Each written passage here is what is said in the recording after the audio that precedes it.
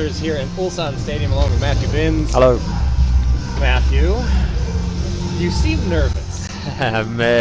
Somehow both gutted and relieved, I think is the way to phrase it.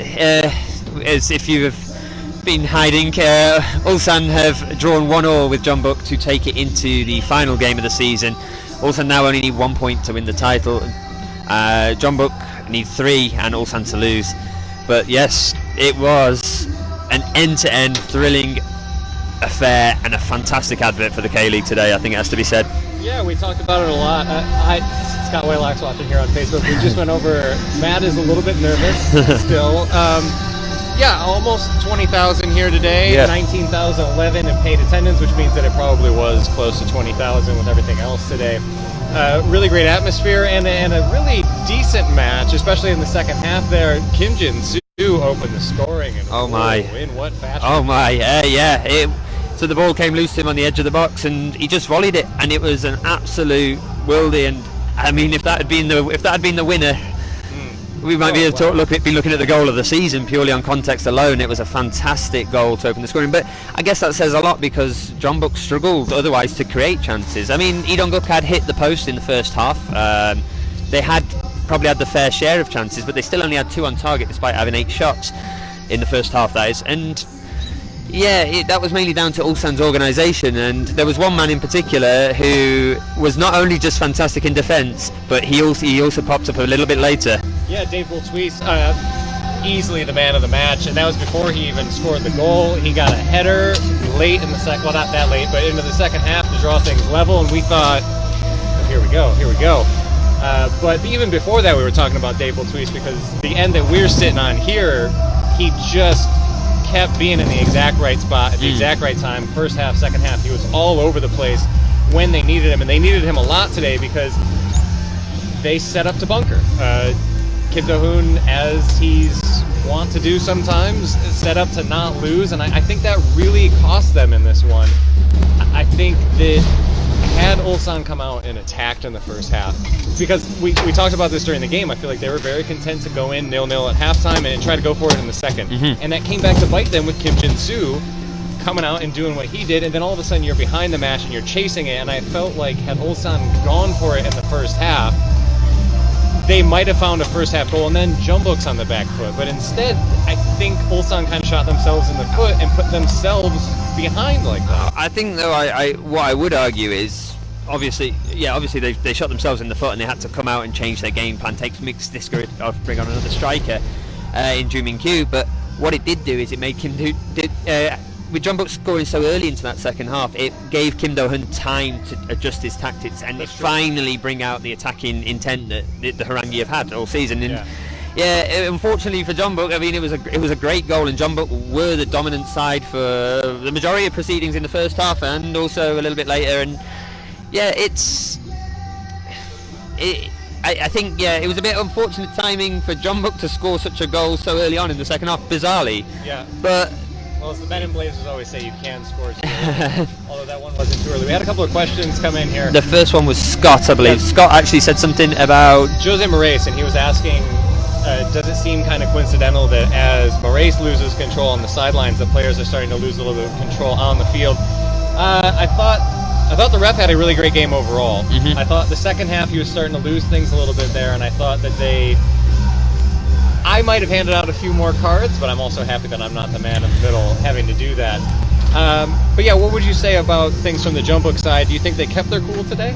No, I think I didn't like the tactics that they employed after they scored the goal. Jeonbuk were going down to ground very easily to try and break up the Ulsan play. I mean, you can argue it's sometimes clever tactics to do so, but the thing is, it was so early into the second half to be playing such a style of questionable football. You know, it happens if it's late in a game, but you know, you've just scored a goal, try and push for another. Ulsan are going to have to commit, you know, but instead it was like the players had almost been instructed, get the goal and then just be absolute I can't find the word here on Facebook Live, but yeah, I do worry, because I've said this before on the most recent K-League United podcast that came out earlier this week. I do find this team a lot more dislikable than previous Jeonbuk sides. Jeonbuk is a dislikable side. I mean, any neutral watching this is probably rooting for Ulsan today, unless you're a Pohang fan, perhaps. But this iteration of Jeonbuk are very dislikable. The likes of Kim Jin-soo, Son Jun-ho, Moon Sung-min also gets a bit of stick as well. They are very controversial players.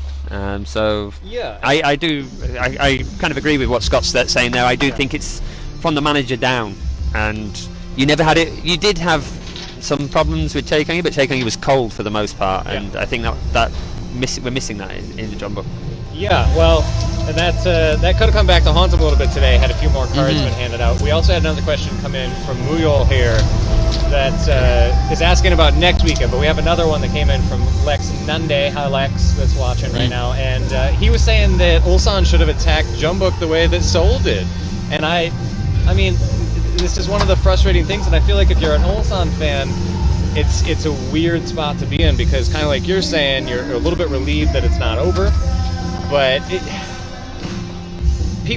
teams have shown how to beat Jeonbuk this year, or how to at least compete. And again, I just feel like Ulsan did not do themselves any favors by just absorbing pressure, because you can't absorb pressure from Jeonbuk for a whole match, and they showed that early into the second half. So hopefully for Ulsan fans, they won't do the same thing next weekend when they have the East Coast Derby. All they need is a draw, and they're champions. But here's the thing that Muyol pointed out. That's pretty similar to an East Coast Derby that ended the season just a couple years ago, where Ulsan only needed a draw against Pohang, but they couldn't pull it off, and Pohang beat them on the final day. Yeah, well, obviously one of the most famous title wins in recent memory, and it's going to be difficult because Pohang don't have anything really to play for now, but they probably would like to spoil a party or two, and as we've seen with Pohang today against Seoul, Pohang have won 3-0 over in Seoul today, and you'd worry if you're an Ulsan fan that, well, perhaps they'll do the same today, because Kim Do-hun is clearly happy to bunker in. If he's happy to bunker in against a Pohang side who are scoring freely against Seoul, who knows? Like, we could have a surprise, but we also have to remember Jeonbuk have to beat Gangwon, and a Gangwon side that looked like they were going to make things interesting against Daegu today. They were down 3-0, brought it back to 3-2, ended up losing 4-2. Daegu, by the way, I mean, if we can just look at the results elsewhere today, Daegu, they are not done. They're making a claim for ACL right now. That massive win for them, combined with Pohang, I guess you could say kind of upsetting Seoul. I don't know, Pohang's just had that in them this year.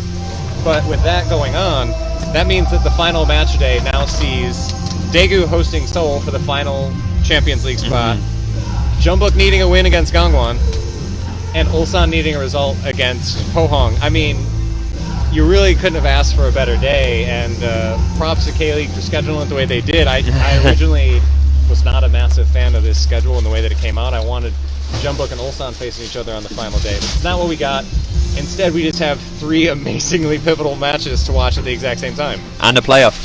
And just the small matter of a playoff. Elsewhere, I mean, today is just delightfully insane. Elsewhere, FC Anyang took advantage of their regular season form and finishing just above Bucheon in the table, because a 1-1 draw saw them through the playoffs, and a draw was all they needed because they did finish higher in the table, so they take that honor and they move on. They'll face Busan next Saturday. I mean, whew, what an end of the season we got here. But any final thoughts on this one before we get out here? I mean, I think we've kind of summed everything up here, but this today, again, I just want to say, like, as a neutral, well, no, I'm not neutral, but as I imagine neutrals who've watched this game today, definitely, it was a game to behold, and while I'm not exactly filled with glee, if every game was like this in the K-League, if every stadium was the appropriate size and getting close to capacity, and if both teams attacked today, I don't think it's getting a little bit noisy around here.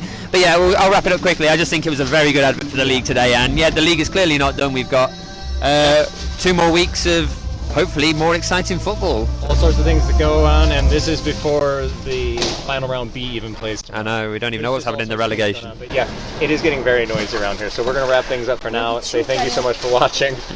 We'll see you soon.